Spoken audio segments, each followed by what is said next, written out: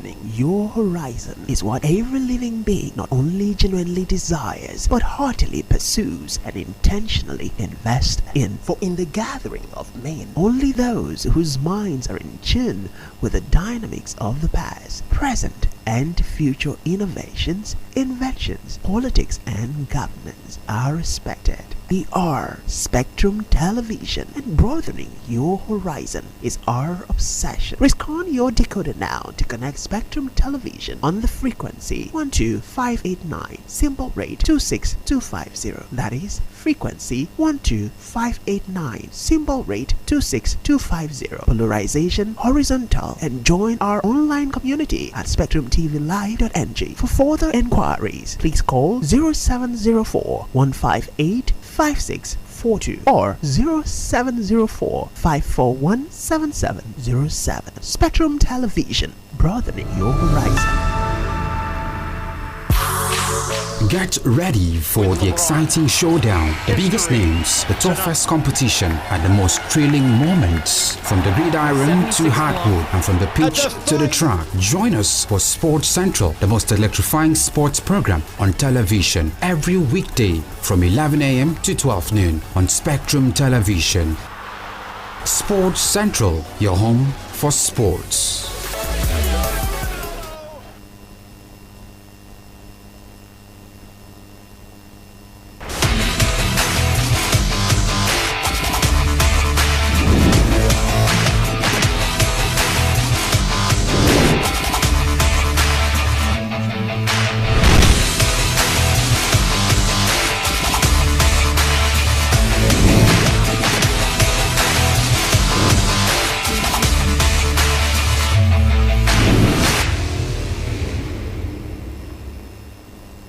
An excellent morning to return to talk about sports developments all across the globe. Returning on your screens this morning to bring you the latest developments in the world of sports. Well, 43 goals scored yesterday, about 5 red cards and 6 penalties awarded, of which 5 were converted in the UEFA Champions League night of action. It was festival of goals across different centers of the UEFA Champions League. We'll take a look at all of those matches and the ones expected even later today. We'll also look at all the sports stories this morning from the world of tennis. And the NBA also returns the new season, starting off with matches scheduled for earlier this morning across different centers. We're expecting more NBA matches to return later tomorrow and thereafter. We'll talk about a whole lot of stories in the world of sports this morning. So all you just have to do is to stay with us as we ride with you as well. But before we look at all of these stories extensively, we'll first of all bring you up to speed with big stories making rounds in the world of sports. I am Mutebe David, and I'm so delighted to return.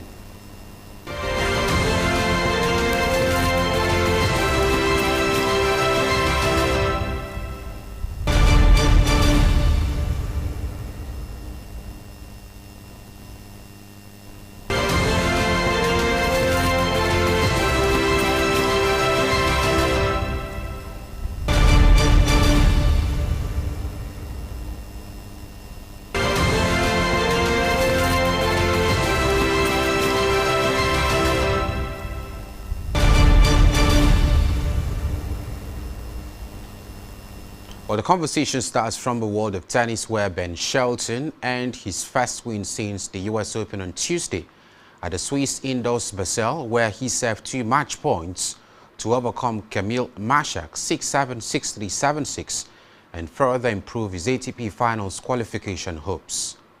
Shelton retired during his 3rd round match against Andrea Marnorino at the US Open due to a left shoulder injury, and returned to tour earlier this month in Shanghai, where he suffered an opening round exit to David Goffin.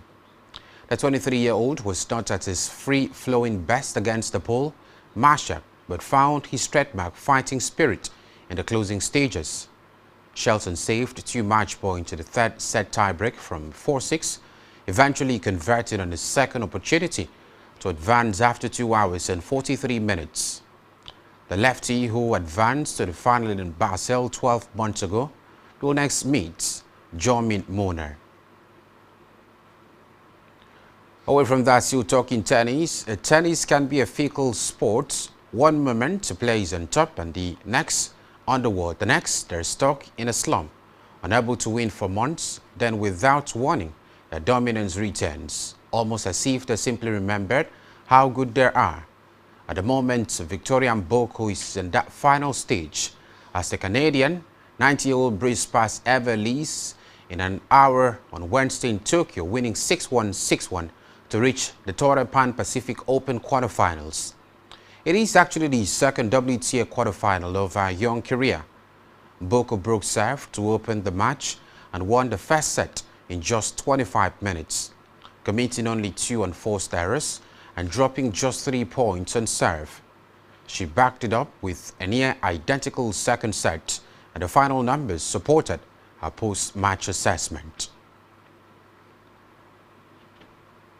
Well, to the world of basketball, where Shai Gilgeous-Alexander scored the winning points deep into double overtime as the Oklahoma City Thunder started their NBA title defense with a 125-124 victory over the Houston Rockets. Last season's MVP scored 35 points, including 2 and from the free throw line with just 2.3 seconds remaining in second overtime to get the champions off to a positive start. Houston's Alperen Sengun top scored with 39 and also played a major role alongside match winner Gilgeous-Alexander. Prior to the game, Oklahoma's championship banner was raised at their home court, while the players were presented with championship rings. The Thunder beat the Indiana Pacers in last season's best-of-7 NBA Finals. It was their first title since the franchise moved in 2008 to Oklahoma City from Seattle, who had won the 1979 crown. The Pacers will have the chance to secure some early revenge on Friday when they host Oklahoma, while the Rockets return to action on the same day at the Detroit Pistons. To the world of football, where Arsenal scored 4 goals in 14 minutes as they trashed Atletico Madrid to continue their perfect start to the league phase of the Champions League. The Gunners started the game quickly and Eberechi's deflected shot hit the bar in the first half, while Atletico's Julian Alvarez nearly caught out David Raya with a long-range effort, while the goalkeeper was stranded outside his area. The rest of the first half was cagey, and that carried on into the second 45 minutes initially, with supporters wondering where the opening would come from. Centre-back Gabriel Magalhaes answered that question when he headed in Declan Rice's excellent free kick at the 57th minute. They started a devastating spell for Arsenal as the home side made their usually solid opponents suffer. Gabriel Martinelli scored with a curled shot after a driving run from Miles Lewis-Kelly before striker Victor Gyökeres bundled in to end his 7-game Arsenal goal drought. The Sweden international then got his second of the night 3 minutes later when he converted Gabriel's knockdown from another dangerous Arsenal corner. The result means Arsenal have won their opening 3 games of the competition and have still yet to concede a goal. Well, that's all we have for sports wrap-up at this time. We'll take a very short breather. When we return, we'll have an extensive conversation on all of these sports stories and much more. Do stay with us.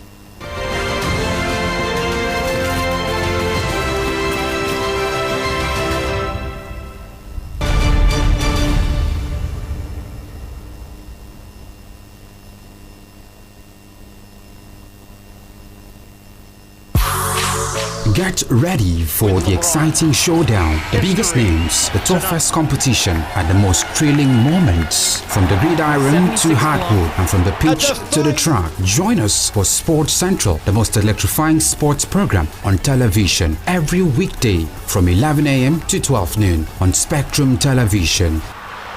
Sports Central, your home for sports.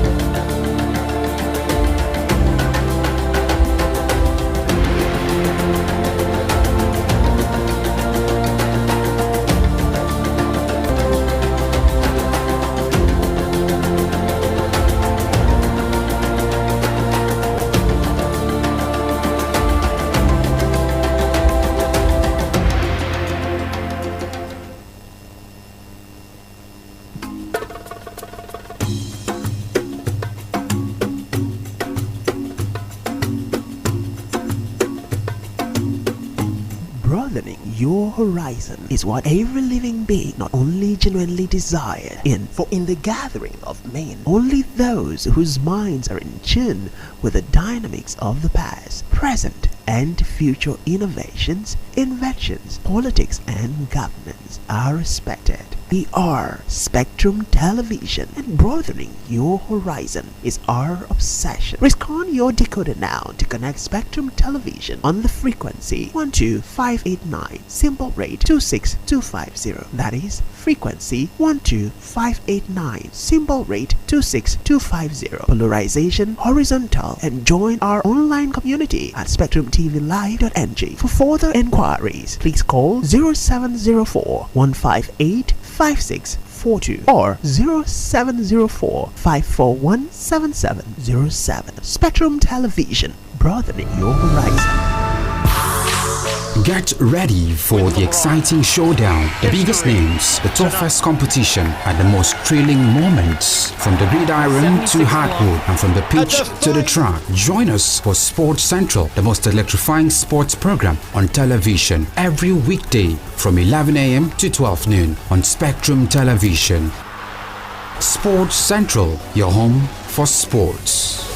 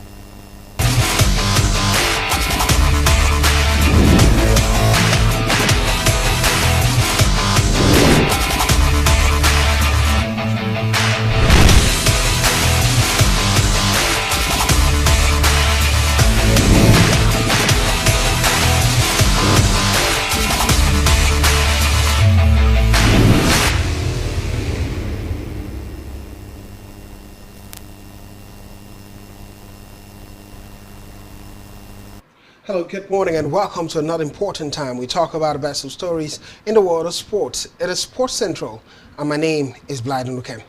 Exciting times ahead. The guys are seated on the table of greatness, ready for this one. And all the multiplicity of conversation you could think of, part of the conversation will center around the Champions League. Well, you heard during the sports wrap-up, Arsenal doing their thinkable. The struggle a bit in the Premier League in terms of scoring goals, and everyone thinks, well, if they go to Europe, it must struggle, and they go to Europe and have a banger.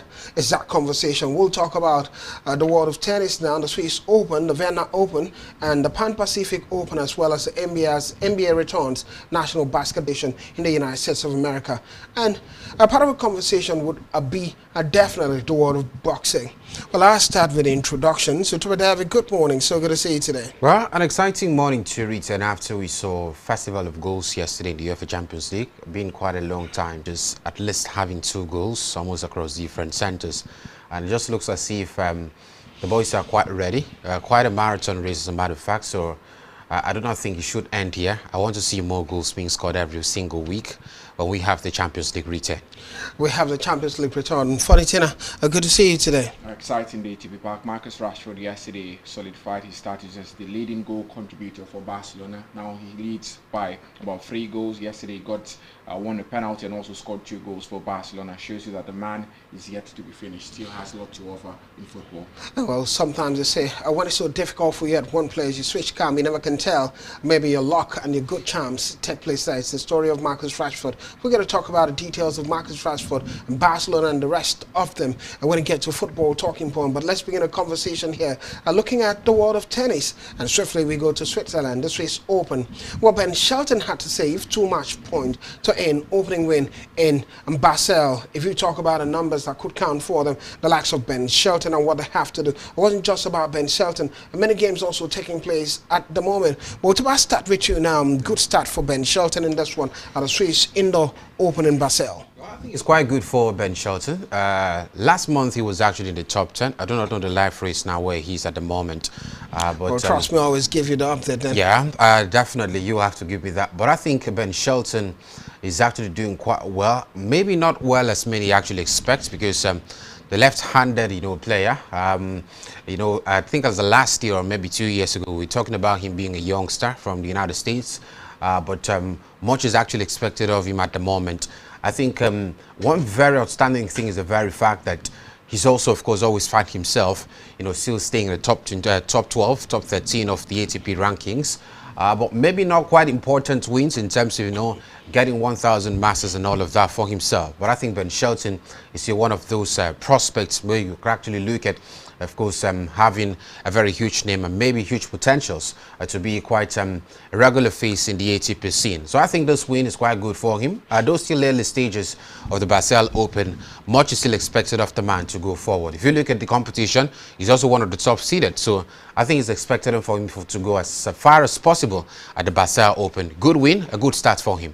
A good start for Ben Shelton. I get to give you the numbers when it has to do with the ranking. At number 1, world number 1, Carlos Alcaraz. Yannick Sinner at number 2. Alexander Zverev from number 3. Number 4, Taylor Fritz. So, David, you needed the up that I'm giving you. And Novak Djokovic at number 5. And that's why I had to call you so you look at me while I'm talking about it. Number 6, Ben Shelton at number 6. So, wow, interesting. He's still a top lad at the current ranking. Absolutely. What it has to do with it. If you go to number 7, it has to be Alex de Minaur, Lorenzo Musetti at number 8, number 9, Jack Draper, and number 10, Hall Jarone. So quite a number to really look forward to. Some names that you wouldn't think maybe they should be in the top 10 at the moment. Every competition becoming so intense. I'm looking for where Danny Medvedev is now, still number 14. So on the live race, it's still dropping a bit after moving to close to about 11 to progress in Austria. When you talk about Cameron Norrie, it's been a slow year for him in terms of the numbers. The last 2 years, he was in the top 10. Now, not in the top 10, definitely. Quite a good for in Vietnam. I think it's the battle of the meat now. Cameron Norrie and Andrei Rublev have been very, very mediocre this particular season. So you'd always expect one of them to get a victory over each other, because it doesn't necessarily mean that one of them has gotten, the much needed momentum. So for Cameron Norrie, just like you said, a very poor year for him. At this point, I think a poor year generally for the British contingent. The only British, international who's actually had a better year would be Jack Draper before that particular injury, and also maybe Emma Raducanu. Compared to the last few years for her, she's had a better year in 2025. But for Cameron Norrie and the rest of them, it's been a very lackluster year. So progressing to the next round maybe might just be the end of the road for Cameron Norrie, because nobody who follows tennis would actually bank on Cameron Norrie to do quite well. He's been very disappointing this particular year. Well, it becomes a question when you talk about British contingent. In the men's game, a similar story was for the US team. The women were doing quite well compared to the men. We're seeing the likes of Taylor Fritz a bit being the shining light for the United States of America. For Britain, it's not the same story. Cameron Norrie was that big star for them, being in the top 10 at some point, 2022, 2023, but it's really slowing down. And Jack Draper being the younger star that is carrying the mantle now, despite the fact that it's gotten injured. Many would ask a question for some of these countries where you have Grand Slam being played at that country. We're talking about France, we're talking about Britain, we're talking about UK, we're talking about on a hard court, we're talking about Australia. Australians are doing it quite well. The United States of America, and not dominant forces the way they ought to be.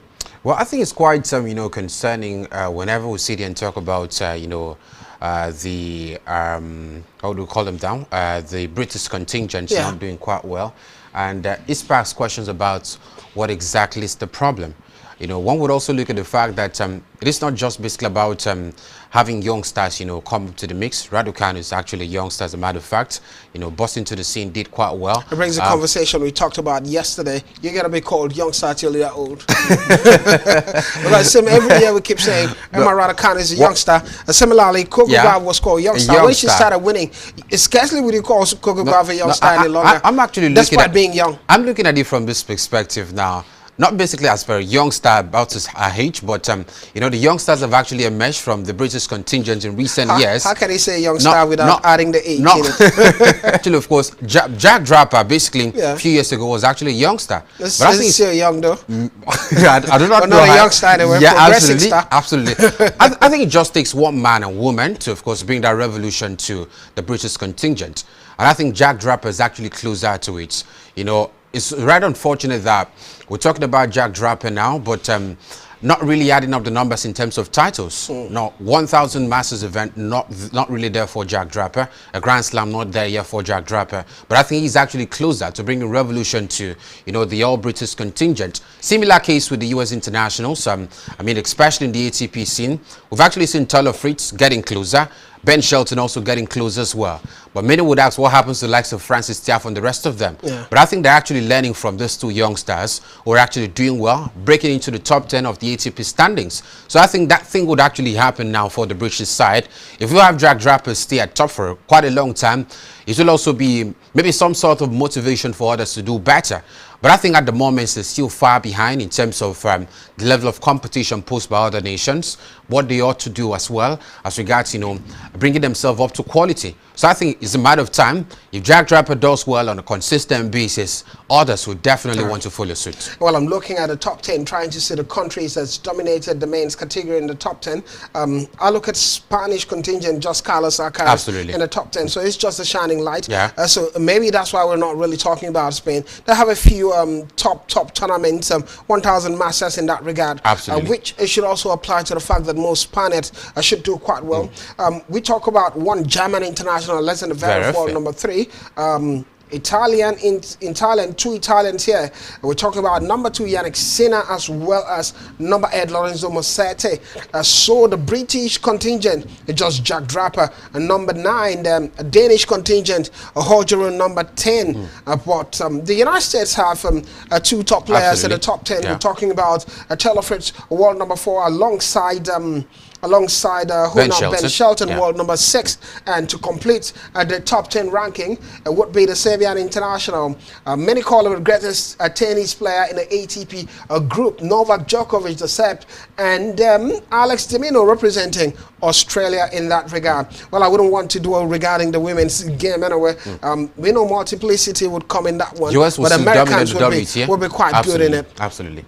Sometimes it's not just about a number of folks being in the top 10, but when you have a big superstar being in the frontier, no one complains about the Spanish international because Carlos Alcaraz is up there, just like you talked about. But let's move on and talk about a Pan-Pacific Open. It has to be in Mboko progressing after 53-minute defeat of Lee's in Tokyo. Well, somehow, some of these competition, the Pan-Pacific Open, Mboko is fighting that revolution. Remember the last time out, I think it was in Montreal. Yeah, she won the title from Well, Tara Davids talked about it and said, well, consistency could be a thing. Maybe not much of pressure coming for her, but somehow, after getting the title, building that momentum slow and steady. Well, I think when we're talking about Victoria Mboko, many people forget that she's still under 20. She's not yet 20 years of age. So when you look at her, I think she still has time and she's still learning the ropes. Just, I think this year, yes, she was still playing Junior Cadell. Yeah, she was still playing Challengers competition. Exactly. So I think what she's been able to do is enough for her. So probably maybe the third a key tournament for her. Exactly. After she won the home, competition, she went on to lose the rest of her matches before the next competition. So it shows you that she still has a lot to learn, because when she meets people who are former Grand Slam champions, former Masters champions, it's always that experience is always going to come out to the fore. So for what's her name, Victoria Mboko, I think she still has a lot to learn. I'm not going to heap a lot of pressure on her. She just has to take it one step after the other. I take it one step after the other. It's that conversation from Funny Tina. And Well, we move to the world of basketball. The NBA taking center stage. At the beginning of it, we're talking about Oklahoma City Thunder beginning title defense with overtime win 124-125. Well, let's talk about it. Yeah. Many people, basketball lovers, were waiting for it to return now. A victory over Houston Rockets it is, but have to take overtime. As Lon said, every now and then in the NBA, we see a former champion returns, a struggle a bit, not being in a similar form that they were at the previous season. Yeah. But a start and a good win, but a little struggle against the Houston Rockets. Well, a good start, I would say, for the defending champion, the OKC, and I think they narrowly, defeated the opponents, basically, and that shows you how the quality of both teams actually came in. So much energy in the first game of the NBA season, and all thanks to Shai Gilgeous-Alexander and the likes of Holmgren, holding in for the franchise, basically. Just like you've mentioned, it is usually very difficult. In fact, if you look at the last 3 seasons, we've had 3 different winners of the NBA. Last season was the OKC. The previous one, we're talking about the Boston Celtics. Of course, the other season, the third one, we're talking about the Denver Nuggets. So it goes on and on. It might just be quite a new name this particular year. But I think I wouldn't totally write off the Oklahoma City Thunder. The first game of the season, you would actually expect energy from both sides, particularly. So I think that was the case for the OKC. Well, I think going forward, I want to see the level of consistency they will be posing at the moment. I think not much has actually changed in terms of, trade deals for the OKC at the moment. Still regular names who played for them last season. I see the ones right here. So a whole lot to expect as the season progresses. A whole lot to expect as the season progresses. Well, unfortunately, we've seen some of the big superstars now. Shai Gilgeous-Alexander hitting a massive 35 point, has been the MVP for last season and starting out strongly. But for the Houston side, it had to be our parent Sengun also topping the charts with 39 points, hitting a career high 5 3-pointer. What a big start for our parent, and the expectations could be for the season. The NBA just beginning. What are you expecting this season? Well, I think we had 2 games yesterday. The Thunder played as well, and we had the Lakers as well, dominated by the Warriors. So when you look at that, I think we're going to have a very closely contested season. We've seen what the Lakers have been able to do without the man LeBron James yesterday. We had Luka Doncic hitting 44 points, though he had an injury worry there, but he's come out to downplay rumors of that injury. So when you look at it, I think we're going to have a more keenly contested season. Last time we had the OKC and the Cleveland Cavaliers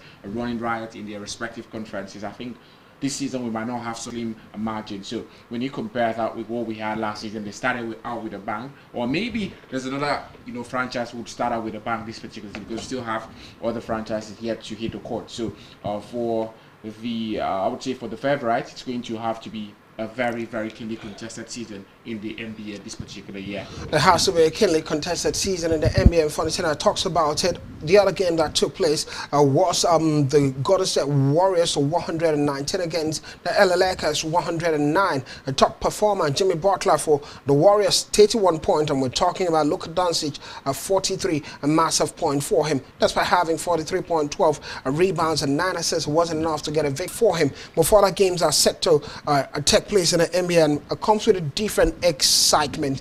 And now I want to look at some of the surprises you're expecting to see a season. Which other team might just stage a bit concerned as the beginning of the NBA for some of the big lads? We're talking about some of the biggest teams you could think of, just like the Warriors and the Lakers. Well, first of all, before I look at other teams who can actually be I think first of all there is a huge concern for the LA Lakers this year, or this season to be very precise, because I look at Doncic. If you look at his previous franchise, there were always concerns about injuries, particularly for Luka Doncic.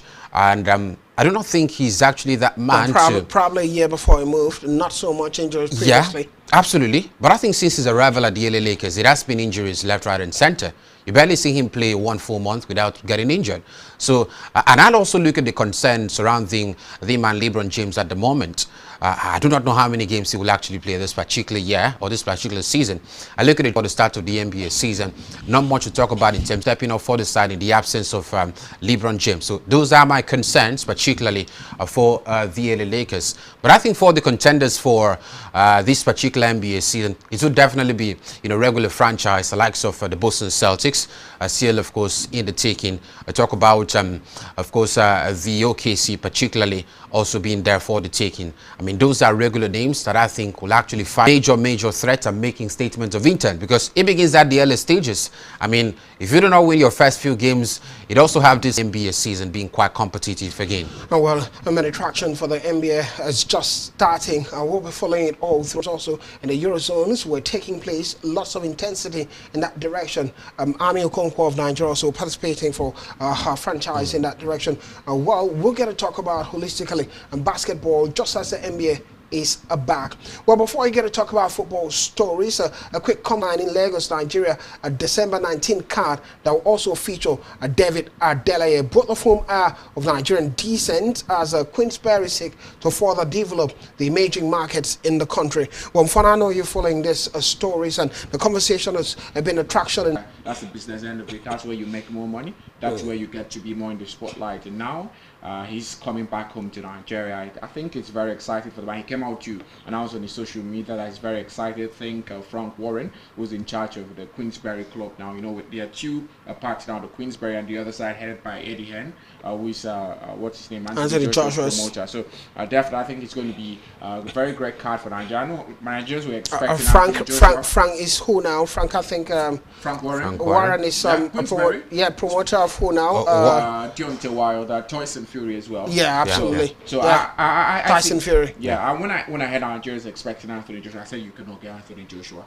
Anthony Joshua will not come to Nigeria. He cannot fight in Nigeria. We do not have the what do they call it, financial power to drag Anthony Joshua right here, because come on, Anthony Joshua is he's the best of the best. He's in that top echelon of boxers, and if he wants to fight, there has to be money. So for Lawrence Okoye, this is what Nigeria can get at this point. We should enjoy it. Well, a good start, something to build for when it has to do with boxing in Nigeria being at the elite level. But for now, we have boxing competition not at the elite level. But when you have heavyweight champions beginning to come from the United States of America, UK, come and participate, is something that we can look forward to. I know probably Anthony Joshua, you never can tell. Let him recover first. Then we get to see him fight.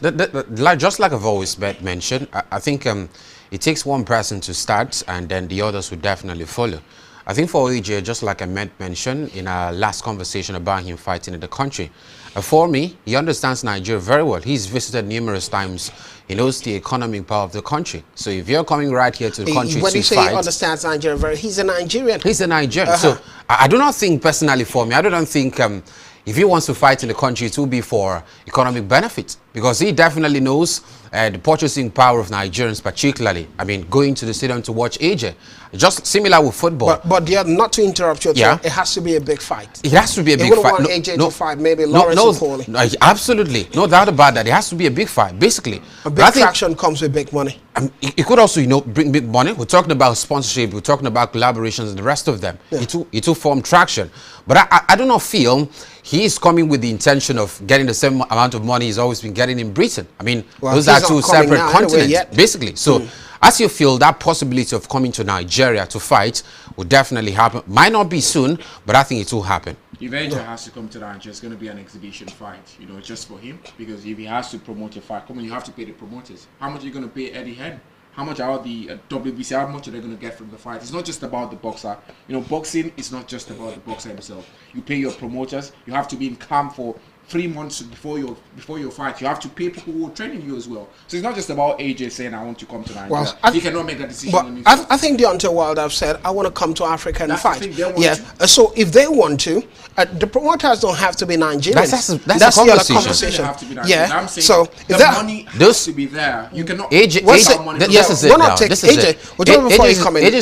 it's not actually, of course, looking forward to get a fight that has to do with title on the table in Africa. Basically, it's actually miles apart from that at the moment as we speak. He has to fight more bouts before getting closer to that. Yeah, but it should be a fight that sparkles. Yeah, absolutely. Well, I think the biggest that could happen, it could be Deontay Wilder and AJ. It's not really happened before now. Deontay Wilder has tamed his route to Nigeria and says he's gotten a Nigerian route. And AJ, everyone knows AJ is a Nigerian, a British fighter. That is really huge. Yeah, it's a big fight. The last time I remember Rumble in the Jungle, Muhammad Ali and what's the name now? The big fighter skipped my mind. But a conversation was not. It wasn't Joe Fraser. It wasn't Joe Fraser. Joe Fraser was a short one, a short heavyweight. The bigger man.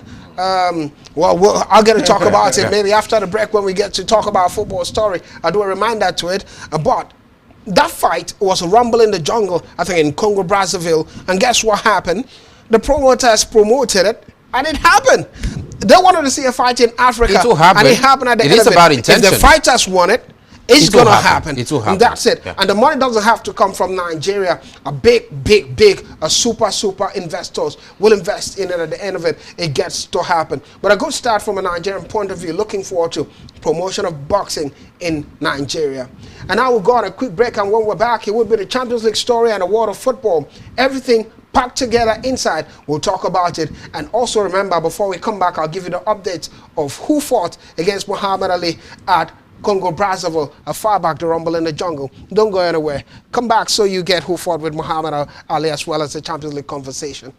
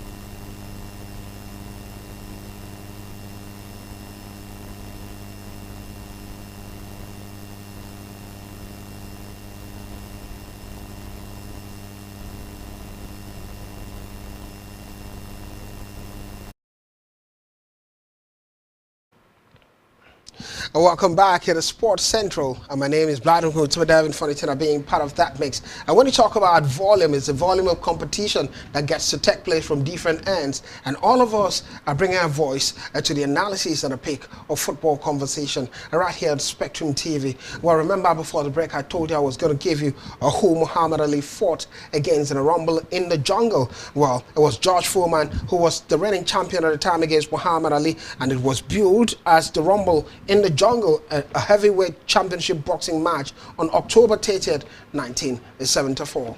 And now you get it. Let's get to talk about football stories around the world. Dan and Shirley, football, here we go. We begin a world of football from the WAFCON 2026 qualifiers. We hear that Super Falcons midfielder Jennifer Churchill, who plays for Paris Saint-Germain, has been ruled out with a hamstring injury. Well, she sustained an injury from his club side of games that played on Monday. Quite sad. She was part of this team and should have been part of this team, but it's a story. But we're having lots of players in camp now. Right. Last I checked was 11 players. The Cesar Shola leading the pack, and captain of the side, and the rest of them, Chamaka and Nalozi also being a part of that mix. Rashida Ajiba there being, but what a mix is going to be to David. I'll start with you. Remember we talked about it during the WAFCON. Not many people saw it. She scored in the final for Nigeria against Morocco. Absolutely. At the WAFCON. And now in this qualifiers, the 2026 WAFCON qualifiers against Benin Republic, she'll be missing in action. A big miss, I must say, for the Super Falcons of Nigeria. But then another question beckons, will that stop Nigeria from getting the better of Benin Republic? I do not think so, because we've got a whole lot of attacking players in that squad. Big superstars. Yeah, so even if the man, Justin Madugu, says, I'm not going to invite anyone again, I'll actually use the ones that are in the camp, I think they can still get the job done. So it is just basically about, you know, finding a footing, finding players who can actually, you know, play in that particular position for the Super Falcons. But a big blow, I must say. Maybe the next qualifier will have the little return back to these the team, and of course also play as well. Well, not many people really understand how important she is part of that team. I remember the first half of the WAFCON final against Morocco, she was on the bench and Nigeria struggled a bit. A similar pack when she was off the field, Nigeria struggled against South Africa in the semi-finals. The game she started for the Super Falcons of Nigeria, they've done well. But we have time to talk about it even for the qualifiers against Benin Republic in Lomé. Togo. Well, the game takes place on Thursday, and the second leg of the qualifiers will take place on Tuesday and next week at the Nkabiola Sports Stadium in Abeokuta. Is that conversation. We wrapped it up and look at the Under-17 World Cup taking place at the moment. The Flamingos are seeking redemption against France. The second group game it is for them. Well, the first game they were beaten black and blue by Canada 4-1 for Nitina, and now they have to take on France today. Redemption game for them. France played against Samoa in the first leg. It ended 4-2 in favor of France, and now they're facing the Falconets, or Flamingos rather, in this regard. You think they stand a chance? Well, they scored only one goal. Queen Joseph scoring that lone goal for them against Canada. Now bottom of the table. They have redemption today. Well, I think for Coach Bankole Luokere, I think his work is cut out for him now. He has to get a favorable result against France, and that's not even a draw. That has to be a win. 3 points is very important for Nigeria if they intend to qualify from this particular group. Anything short of 3 points later today against France would be very, very disappointing for the Flamingos. So he has to get that victory, and then maybe the last game against Samoa, they try to score as many goals as possible to build that goal difference. But against France, it has to be a win. That's how from that first game against Canada, they condemned themselves to having to get a win against France. So it just boils down to today's game. If they lose, we might just see the Flamingos getting put out of the competition. If they lose, it might be the end of the road for them. Out of the competition is that conversation. The last time both nations met was 18 years ago in Azerbaijan. Well, it ended a draw in regulation time, and Nigeria lost on penalties 5-3 against France. Is that conversation on quarterfinals of the tournament in Azerbaijan. Well, we can only wish them the best of fortunes moving forward. And back home here in the Nigerian Premier Football League, it would be the fact that Baba Ganaru has returned to Kano Pillars as interim coach, and this is a following poor form from Kano Pillars side. We're talking about technical advisor for them, Baba Ganaru, joining them following suspension of head coach Evans Ogenyi and his assistant Ahmed Gabayaro after poor performances. Whatever you've seen the numbers for Kano Pillars in this, the position 18th on the lock, and we're talking about just 2 wins, 2 draws, and 4 defeats for them in 8 matches. Baba Ganaru previously being in charge of a side and won 2 NPFL titles for them in 2011, 2012, and 2012, 2013. Well, when he came to Aqua United to do the match, it didn't work out for Aqua United. At the end of it, Baba Ganaru returning to Kano Pillars, maybe changing that 14th this season. A familiar terrain for him, side he's of course been very used to, and also won titles with the Northern Giants side. So I think it's not a bad move for the man. His last job was with Aqua United. Since being discharged, he didn't coach any club side till the end of last season. So I think it's good that he returns back to Kano Pillars. Kano Pillars are looking for, of course, a coach who would actually revive the side from being number 18 in the table. But I think, I do not know how it sounds basically when you have an MPFL club side come out to say you're suspending a manager because the manager is not doing well. You've got 2 options. Either you allow the manager stay or you relieve the manager. So when you use the word suspend, it brings so many question marks as regards what exactly, did you have a contract with the club? What exactly actually happened to propel being suspended? Poor language, that's all, because poor language. If you bring a technical it doesn't make any advisor sense to be part of it, in other words, he's the one in charge of the side. Absolutely. And there's managers, or maybe they be like just general manager and other staff, and not really a backroom staff at the end of it. So now that Baba Ganaru has been appointed, it certainly means the previous manager has been sacked and not being suspended. That's what it is at the moment. So I just hope the man, of course, resuscitate the side and make them quite competitive. Unfortunately, any different view regarding Baba Ganaru returning and or the other suspended managers at Kano Pillars? Well, I think Kano Pillars can actually revitalize their season, because as at this time last season we had Ikorodu City languishing in the relegation fight after 7 games, and they changed their coach, and what happened at the end of it, they finished in the top 4. So Kano Pillars still have hope to get back, and I'm very happy that they did it quite early. Last season we talked about Aqua United. They struggled with a coach for about 3 months before they decided to sack him. Why struggle for 3 months? And the Baba Ganaru got worse. It was already the team was dilapidated. Yeah, but we're seeing slight improvement. A few pocket of result. Went away, got a victory against Plateau United, and then Baba Ganaru came in and for the slum. Got bad. So because sometimes they say you judge a man by his recent performance, and when you look at it, everyone can talk about what he did 2012, 2013 season and all of that. But is it the same Baba Ganaru? The question, Berkins, how many managers did Aqua United had last season? How many? I think 3. Yeah.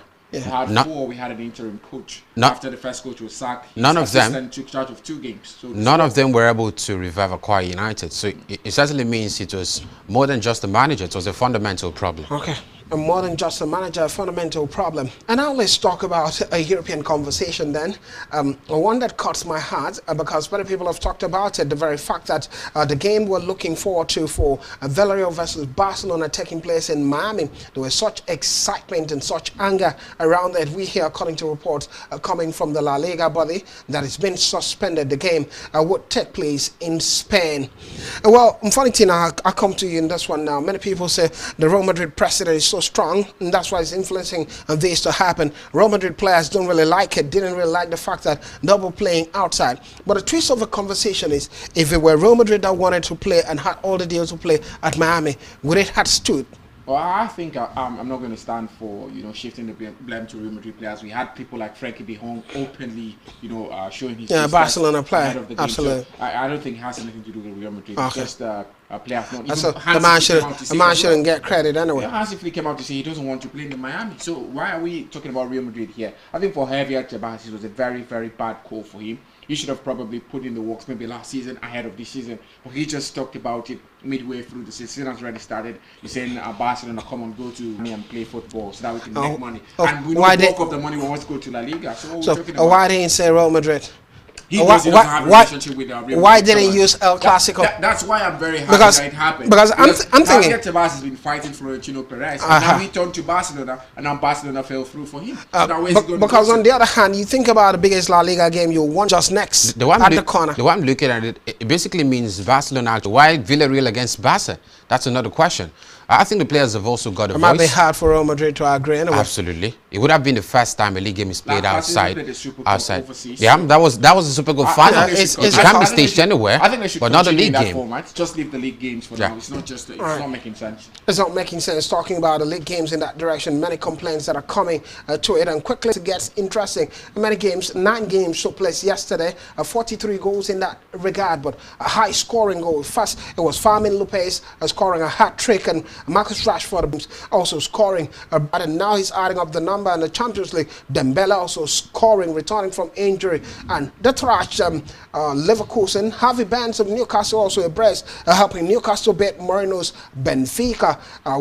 Pape scores, and there's a bench as PSV scored 6 past Napoli. Manchester City also beating Villarreal 2-0. Inter Milan cruising to stay perfect in the UEFA Champions League, and the games are taking place today. Just a bit, guys. Let's just buy it. Pick one, Arsenal against Atletico Madrid.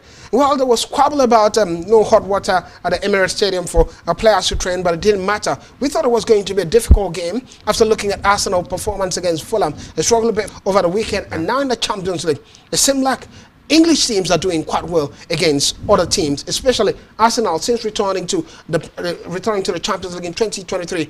Spanish teams, 7 Spanish teams they've played, including Real Madrid, they're beating all of them. Well, I think it's quite good. Now we're talking about squad depth for Arsenal team. One man misses, and it doesn't create so much panic and problems for the side because you've got more like quality for quality, and that's what happened yesterday. Miles Lewis-Kelly, of course, the turn of the flesh, particularly in that drive where he assisted, Gabriel Martinelli. We want to talk about Berechese.